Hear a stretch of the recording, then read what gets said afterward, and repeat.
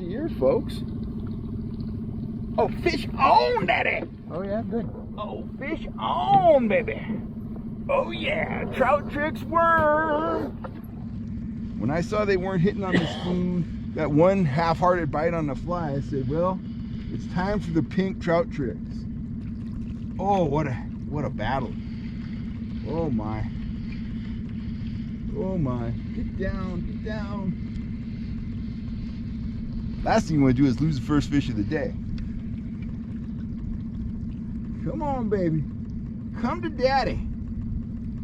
Come on. You're close. I'm in the top shot. Oh, no jumping. None of that. Stop that. None of that. Oh my. Oh my. Oh, he's strong. Oh, what a fish. Beautiful rainbow. Bigger than I thought. Coming in. Pink worm in his mouth. Look at that. He's chewing bubble gum. Oh, yeah. Oh, what a slap. That is a beautiful rainbow. Holy moly. Holy moly.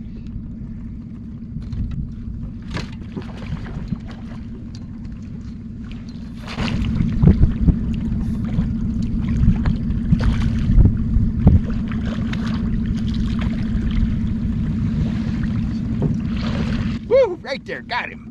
Oh, that's a handsome trout. Huh. Now, I don't want to hurt this guy, although he would make for a fine trout dinner. But we're not looking for dinner right now. Right now, I'm looking for my pliers. There we go. Because I got him on that Trout Trix hook. And those hooks, they hook and they hold. Come on, come on. I'm gonna get you off here. I'm gonna get you free. Free, there we go, okay. We got the hook out of him. Let me show him to you. Jackson Meadows, guys, look at that. Look at that beautiful rainbow. Nice chunky fish, fat, full of bugs. He's got bugs coming out the vent, also known as the bud. But anyway, just a dandy, fat, high mountain trout. Get him back. So let me show you what I got that fish on. If you've watched the channel long, you've seen it in action. The old pink Trout Trix worm. I'm rigging them a little different these days, guys, and we'll talk about that later. But that's how it was rigged. Going about 2 miles an hour, 10 feet deep or so. As I said when I was fighting that fish, they're feeding on insects out here, but that worm has such erratic action. It has so much action at low speed. Just put it above their head, and hey, got one in the boat. We're gonna put it back. When the going gets tough, I break out the Trout Trix worms. Those fish up at Jackson Meadows were feeding on insects. They had no inclination to hit a spoon or a Rapala or nothing like that. They were feeding on insects, but the Trout Trix worm had such erratic action, I was able to draw a strike from that nice rainbow, break the ice, put the first fish of the day in the boat, and start building a pattern. Thousands and thousands of people have picked up my Trout Trix worm kits, and we get questions every day about rigging them. Can I pair them with a Dodger? You know, what do I do with the tackle that was included? How do I rig them up for the best results? Well, I'm gonna break it all down for you right now. You know me, I'm always experimenting. I'm always trying to make things more effective. So I'm gonna show you 2 different hooking options. Then we're gonna talk about Dodgers. We're gonna talk about flashers. But first, let's start off with the leader. So I'm gonna set those right there on my camera tripod. I've got a leader right here. Now I pre-tie these at home, and I would advise you to do the same thing. You want a section of 8 or 10 pound test fluorocarbon leader material. Here's what you do. You take your line and you put on a bobber stop or 2 bobber stops. I usually prefer 2 bobber stops, but I got this extra long bobber stop in one of my orders recently, so I was just using 1. But if you use 2, they absolutely won't slide, and that's important. So put a bobber stop on your line, put a bead on your line, and then attach the included hook right there with a Palomar knot. And once you've got all that on there, slide on your action disc with the stem pointing towards the hook, and then just put a simple loop in top of your leader. For trolling the worms naked, which is what we do with them about 90% of the time, you want a leader that's anywhere from 24 to 40 inches long. 36 inches is a good length. So that is your leader. Typically, when I'm storing them in my tackle box, my pre-tied leaders, I don't put the action disc on because it makes them a little wonky for storage. I put on the bead, the bobber stops, the hooks. I don't put on the loop, and when it gets time for me to get out a new leader, I slide the action disc on, I tie on the loop, and I put on the worm, and I'm ready to go. So let me show you 2 different ways to put the worms on that hook, depending on what the fish are telling you on any given day. So I'm going to slide these things kind of up and out of my way. I'm going to slide that bobber stop up a little bit. So the traditional way of rigging them is to thread the hook point back somewhere in the rear third of the worm. So to do that, take your hook, you pin it right in the nose of that worm, and you try to keep the worm as straight as possible, but it doesn't have to be, absolutely super straight. We're catching trout here. We're not building a piano. So just work your worm, work it, work it, work it. Now the fish are biting and you're all anxious, but take the extra few seconds just to work that worm around the hook. You're working it. We're still working it. There's some guy weed whacking down here. God bless him, because he's weed whacking and I don't have to do it. It's on the outside of my fence, but I still wanted those weeds gone, so I'm kind of excited. So anyway, keep on working that worm around until you think you've got it back far enough, and pop out your hook point just like that and start sliding the worm down over the eye of the hook. And again, just take a second. It doesn't have to be perfect, but you want it pretty straight, just like that. Now your worm, he's pretty straight. He's straight enough to catch a fish. Any fish that comes in nipping at that tail, he's going to get that hook, and it's going to be game on. I like to run these bobber stops about, I'm going to say, 1/4 of an inch or so off the nose of the worm, so it looks like this when it's going through the water. That action disc is going to impart just crazy action on that worm. The trout's going to come in, he's going to grab it by the tail, and only then is he going to realize, hey, that's got a hook in it. Now that rigging took a second, so let me slide the bobber stop back up. I'm going to take this worm off, and because I'm in a hurry, I'm just going to rip that worm out, because guess what? I have more, and I don't want you to have to watch me work it back off of there. Incidentally, if you have a damaged worm, carry a little crazy glue with you. You can totally repair them. You can repair any rips or cuts or whatever. So here's the down and dirty quick rigging that allows you to rig them much faster, and this works really well when the trout are aggressive. Just take your hook, same idea, just start working that worm around like so.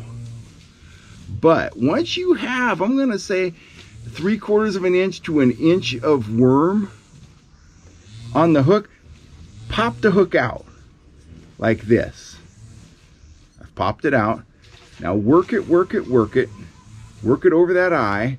What I'm going to do here is I'm going to keep working it until the entire hook right there pops out of the worm. See how the entire hook is out of the worm?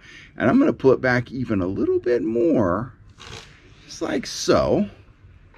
I'm going to adjust my bobber stop down so I have that 1/4 inch of space. Now check it out. That hook is not even in the worm. But guess what? Water pressure is going to keep that hook right next to the worm most of the time.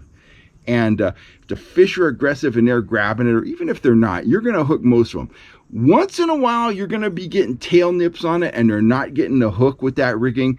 When that's happening, I'd advise you to thread the worm all the way back into bait. But I'm going to say 75% of the time, you can just use that lazy rigging right there like that. Depend on water pressure as you troll the bait to keep the hook next to the bait.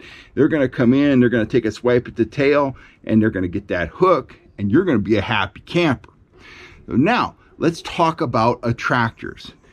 Once you have a worm rigged that way, just with the action disc, feel free to go ahead, grab a turbo flasher like that, or if you're old school, grab a set of lake trolls, whatever you got, the Vances, the old school Ford fenders, whatever.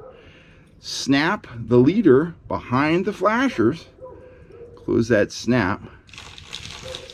There you go. There is a turbo flasher, nice orange turbo with the rudder, paired with an orange Trout Trix worm. Very effective, great offering in the Sierras, man. It's a flasher and a worm. This is a modern worm with exceptional action. Now the final rigging is pairing a Trout Trix worm with a Dodger. So let me put this flasher down. The thing you're going to want to do when you do that is you're going to want to shorten the leader, and you're going to want to get rid of the action disc. Don't throw it away. You're going to want it later, but just go ahead, take your leader, shorten your leader down. I'm going to show you how to pair this with a small Dodger. So I'm going to shorten this up to, I don't know, 6 inches or so, not very long at all.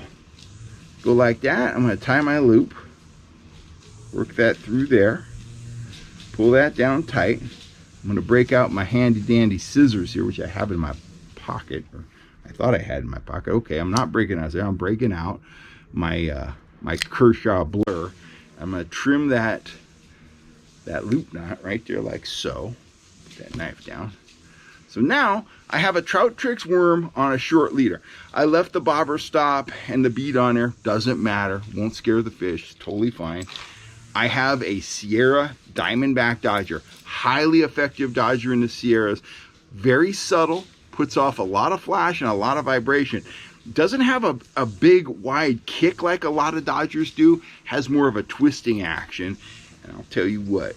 Up in the high country, French Meadows, Davis, places like that, that is a dynamite offering. When you're trolling it naked with just the action disc, or you're teaming it with the turbo flasher, you know, I'd start off at 1.3 to 1.5 on the low end of the speed range. I'd take it up to 2.5. You could take it up to 3, but typically 1.8 to 2.2 is my target speed when pulling the Trout Trix. With a Sierra Diamondback or similar Dodger, you're going to need to groom your speed to the action of the Dodger. So again, though, with this Dodger, I'd be in that 1.8 mile per hour range. Man, that worm is going to be back there dancing. That Dodger is going to be twisting, putting off flash and vibration, and you are going to be yelling fish on. Now, as I said, I know a lot of guys out there have Trout Trix worms. We are sold out right now. If you're looking for Trout Trix, go up there, jump on our waiting list. I have a massive supply coming. 100,000 worms are coming my way. It takes a little while to make 100,000 worms. I couldn't make 100,000 worms, but I know people that can. So worms are on the way. It is something you should absolutely have in your tackle box. This is no BS. I'm always truthful with the folks that watch this channel. The Trout Trix worm is the best trout bait I've ever pulled. Now, nothing works every day, all season long. Any tackle guy that tells you that, he's lying. Any guide that tells you that, he's lying. But I'll tell you what, day in, day out, the erratic, unpredictable action of that worm, the very fluid action of that worm, and the unimposing, narrow profile makes it super attractive to trout. And not a lot of trout have seen it. Well, I've sold a lot of worms, you know, in the grand scheme of things, not a lot of trout have seen that bait. And when you're showing the trout something novel, something new, you got a much higher likelihood of catching a really, really big fish. What's our biggest fish on the Trout Trix? 12 pounds. I'm out of here for now. Thanks for all the support. Thanks for watching the channel. I'll be back real soon. We'll be talking fishing. But until then, you stay safe. And I'm going to get out on the water tomorrow. And hopefully, I'm going to Folsom. I'll be yelling salmon on. I'm out of here. I'll catch you later, guys. Thanks a ton.